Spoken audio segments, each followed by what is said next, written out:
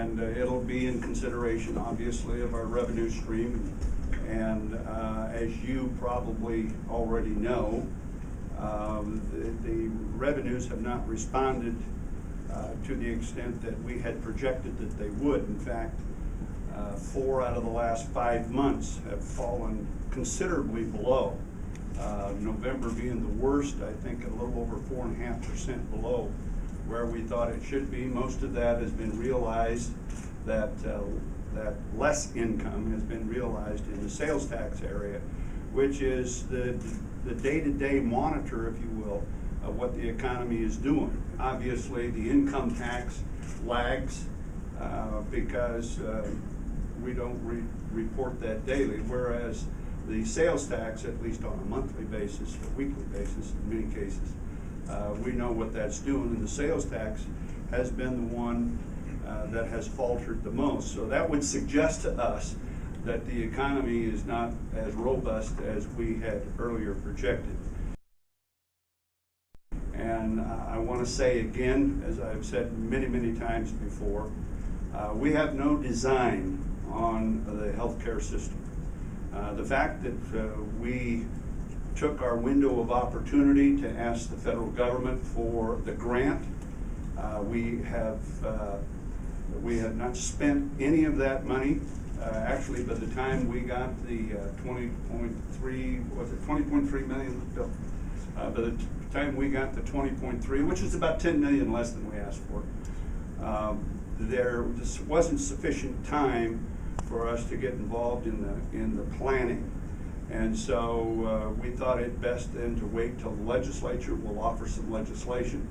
If the legislature looks at that favorably, we'll go forward. If not, then we'll have to deal with actually one of the 3 alternatives.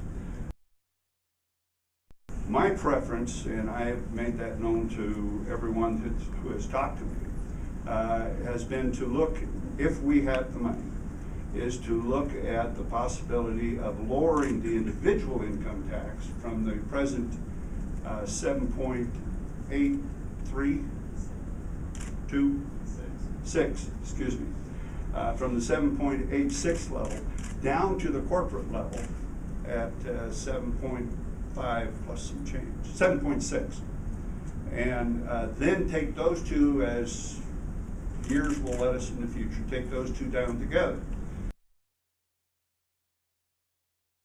Tobacco tax really didn't come to fruition last year, I believe, for a couple of reasons. My discussion with Dennis was, first off, we had a general feeling of no tax increases anywhere in the legislature. The second thing was, were we going to dedicate that money to a specific area? And I believe that I would, if there's any consideration of that, and I'm not saying I'm for it, but if there's any consideration of that, I would definitely want to see a particular revenue stream going to cure the problem that we're taxing for. Our Medicaid qualifications that we have in the state will be an overlay for if we arrive at a decision on our insurance exchange. That will go through our Medicaid readiness package, but they're actually 2 separate, but one will actually start would qualify people for the insurance exchange. I believe it's working well. We do know that we're probably one of only 3 or 4 states that are that far ahead in our Medicaid readiness and in our Medicaid qualifications.